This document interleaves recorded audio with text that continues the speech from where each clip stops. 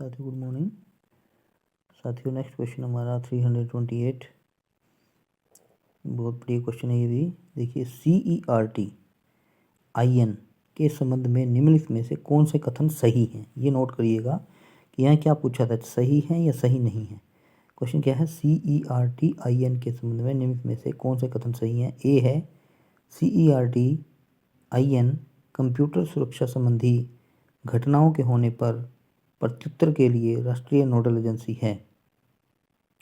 B है CERT-IN जनवरी 2014 से प्रचालन में है। सी है साइबर सुरक्षा घटनाओं का पूर्वानुमान करना और संकट सूचना देना CERT-IN के प्रकारों में से एक है।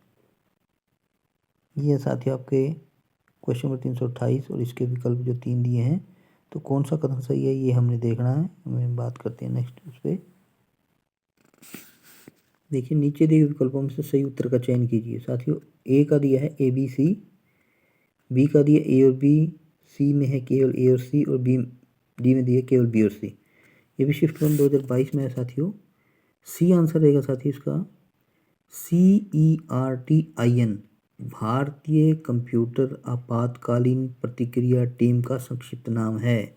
बहुत बढ़िया क्वेश्चन साथियों, ये आप नोट कर लीजिए। CERT-IN का पूरा फॉर्म क्या है, भारतीय कंप्यूटर आपातकालीन प्रतिक्रिया टीम का संक्षिप्त नाम है। CERT-IN अपने निर्वाचन क्षेत्र यानी भारतीय साइबर समुदाय में प्रमुख कंप्यूटर सुरक्षा घटनाओं के लिए राष्ट्रीय घटना प्रतिक्रिया केंद्र है। CERT-IN का निर्वाचन क्षेत्र भारतीय साइबर समुदाय से है। CERT-IN की स्थापना, ये नोट कीजिए साथियों, 2004 में इलेक्ट्रॉनिक्स और सूचना प्रौद्योगिकी मंत्रालय के एक कार्यात्मक संगठन के रूप में की गई थी।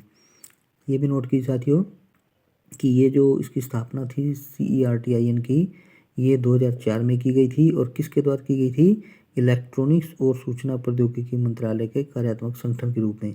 अतः कथन 1 और 3 जो है वो दोनों ही सही हैं। ये आंसर सी इसका आएगा, ए और सी। ये तो साथ ही आपको क्वेश्चन नंबर 328। नेक्स्ट क्वेश्चन को बढ़ते हैं, क्वेश्चन नंबर 329।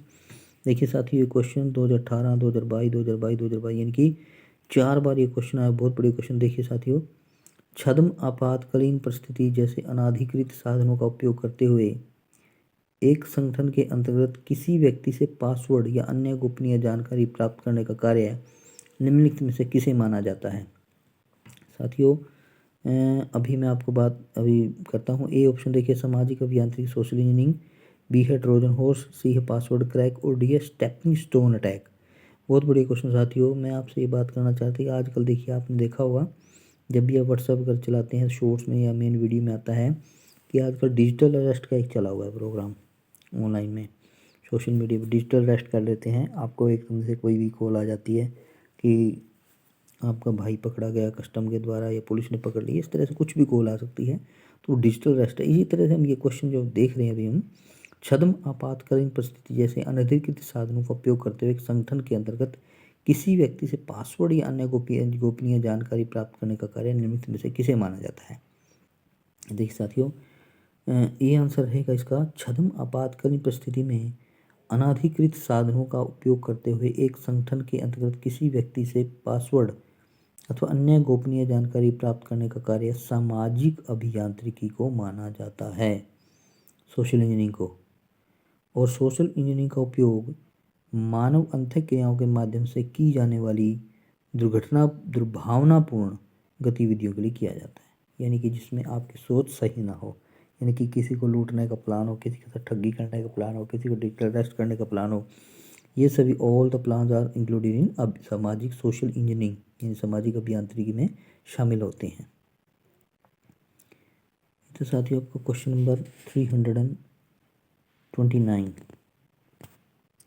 आशा करता हूँ ये आपको क्लियर हो गया होगा। 329 नंबर क्वेश्चन साथियों। इसके बाद हम बढ़ते हैं नेक्स्ट क्वेश्चन की ओर, क्वेश्चन नंबर 330। ये देखिए 330 क्वेश्चन साथियों आपका, भारत के निम्नलिखित राष्ट्रपतियों में से कौन मूल रूप से एक एकेडमिशियन थे। बहुत बढ़िया क्वेश्चन साथियों, जीके का क्वेश्चन है एक तरह से ये, लेकिन इसमें एग्जाम में 2023 शिफ्ट 2 में आया हुआ है। ज्ञानी जैल सिंह, प्रणब मुखर्जी, APJ अब्दुल कलाम और सर्वपल्ली राधाकृष्णन। आपको पता है कि डॉक्टर जो सर्वपल्ली राधाकृष्णन थे वो बहुत पढ़े लिखे और उच्च कोटि के जो दार्शनिक भी थे, शिक्षाविद भी थे। हालांकि हम किसी और को इतना नहीं वो मान सकते, लेकिन APJ अब्दुल कलाम भी बहुत जो है हमारे लिए हेल्पफुल रहे हैं देश के लिए। बेशक और जो थे कम पढ़े लिखे, लेकिन एकेडमिशियन जो ये थे, तो डी आंसर रहेगा साथी इसका। डॉक्टर सर्वपल्ली राधाकृष्णन भारत के प्रथम उपराष्ट्रपति और द्वितीय राष्ट्रपति रहे। वे भारतीय संस्कृति के संवाहक, प्रख्यात शिक्षाविद, एक महान दार्शनिक थे। इनका जन्म, ये भी आप नोट कर सकते हैं, इनका जन्म जो आपको पता ही ना 5 सितंबर को भारत में शिक्षक दिवस के रूप में मनाया जाता है। राधाकृष्णन ने संयुक्त राष्ट्र शैक्षिक, वैज्ञानिक और सांस्कृतिक संगठन यूनेस्को, ठीक है, से भारतीय प्रतिनिधिमंडल का नेतृत्व किया और यूनेस्को के कार्यकारी बोर्ड के अध्यक्ष चुने गए। 1954 में भारत सरकार ने उन्हें सर्वोच्च सम्मान भारत रत्न से अलंकृत किया। ये भी आप क्वेश्चन नोट कर सकते हैं कि डॉक्टर सर्वपल्ली राधाकृष्णन को भारत के किस सर्वोच्च सम्मान से अलंकृत किया गया। भारत रत्न से कब किया गया? 1954 में।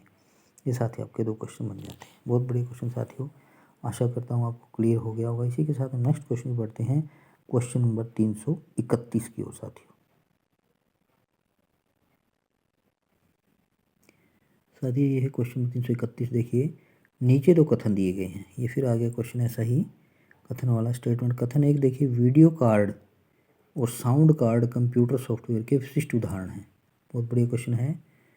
और दूसरा कथन है साथियों, एंटीवायरस सॉफ्टवेयर, एंटी स्पाईवेयर और स्क्रीन सेवर सॉफ्टवेयर उपयोगी वस्तुओं के उदाहरण में शामिल हैं। उपरोक्त कथन के आलोक में नीचे दिए विकल्पों में से सही उत्तर का चयन कीजिए। देखिए साथियों, पैटर्न हमें देखना पड़ेगा। पहला ए देखिए, दोनों सत्य हैं, बी दोनों गलत हैं, सी पहला सत्य और दूसरा सत्य, तो इसका मतलब पैटर्न वही, पैटर्न में कोई चेंज नहीं है। मैंने आपको पहले भी बता रखा वीडियो में, पैटर्न को आप जरूर चेक करें साथियों।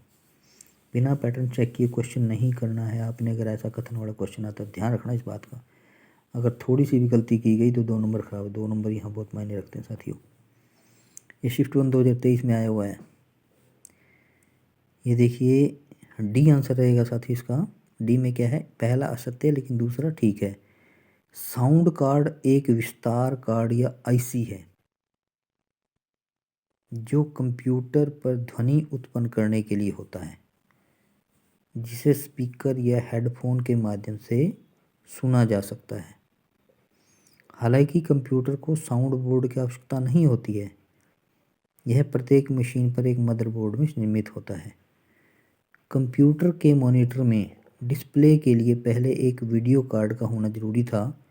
आजकल वीडियो कार्ड कंप्यूटर के मदरबोर्ड में डिस्प्ले चिप लगकर आती है पहले से ही। अतः वीडियो कार्ड तथा साउंड कार्ड कंप्यूटर हार्डवेयर के विशिष्ट उदाहरण हैं। Antivirus software, anti spyware software और स्क्रीन सेवर्स सॉफ्टवेयर उपयोगी वस्तुओं के उदाहरण में शामिल हैं। अतः कथन एक गलत है, लेकिन दूसरा कथन सही है। साथियों ये था क्वेश्चन नंबर 331 के बाद नेक्स्ट क्वेश्चन में पढ़ते हैं, क्वेश्चन नंबर 332 की ओर साथियों। ये हमारा क्वेश्चन नंबर 332। नीचे 2 कथन दिए गए हैं। पहला देखिए स्टेटमेंट क्या है, कथन एक क्या है, सूचना एवं संचार प्रौद्योगिकी के माध्यम से राष्ट्रीय शिक्षा मिशन NMEICT की परिकल्पना केंद्र सरकार द्वारा प्रायोजित योजना के रूप में की गई है। ये फुल फॉर्म है साथियों, ये सूचना एवं संचार प्रौद्योगिकी के माध्यम से राष्ट्रीय शिक्षा मिशन NMERCT। इसके बाद साथियों दूसरा है कथन, NMERCT ने प्राथमिक, माध्यमिक और उच्च शिक्षा संस्थानों में अध्ययनरत ननिहालों एवं नवयुवकों के लिए आवश्यक आश्चर्यजनक लाभ प्रदान किए। उपयुक्त कथनों के आलोक में निम्नलिखित विकल्पों में से सही उत्तर चुनिए साथियों। यदि साथियों स्टेटमेंट के बाद हम इसके ऑप्शन देखेंगे, पहला दोनों सही हैं, दूसरा दोनों गलत हैं, तीसरा पहला सही है, तो इसका पैटर्न हो गया। पैटर्न में कोई चेंज नहीं है साथियों। आगे बढ़ते हैं। ये 2023 शिफ्ट 2 में आया साथियों क्वेश्चन। सी आंसर रहेगा इसका, यानी पहला सही दूसरा गलत है। तो सूचना और संचार प्रौद्योगिकी के माध्यम से राष्ट्रीय शिक्षा मिशन NMERCT की परिकल्पना केंद्र सरकार द्वारा प्रायोजित योजना के रूप में की गई है। यह 11वीं पंचवर्षीय योजना अवधि के दौरान उच्च शिक्षा में सकल नामांकन को 5% तक बढ़ाने में प्रमुख हस्तक्षेप होने की उम्मीद है। NMERCT उच्च शिक्षा संस्थानों में अध्ययनरत नैनिहालों और नवयुवकों के लिए आश्चर्यजनक लाभ प्रदान किए गए। शिक्षा के 3 मूल सिद्धांतों पहुंच, इक्विटी और गुणवत्ता को सभी कॉलेजों और विश्वविद्यालयों को कनेक्टिविटी प्रदान करना। अतः कथन 1 सही है और कथन 2 गलत है। ये था साथियों आपको क्वेश्चन नंबर 332। आशा करता हूँ आपको सारे क्वेश्चन क्लियर हो गए। इसी के साथ इस वीडियो को यहाँ और करते हैं। थैंक यू और बने रहिए मनोहर ऑनलाइन अकेडमी के साथ। थैंक यू साथियों, सब्सक्राइब भी करिए, लाइक भी कीजिए, शेयर भी कीजिए। थैंक यू और अपनी तैयारी भी कीजिए भाई।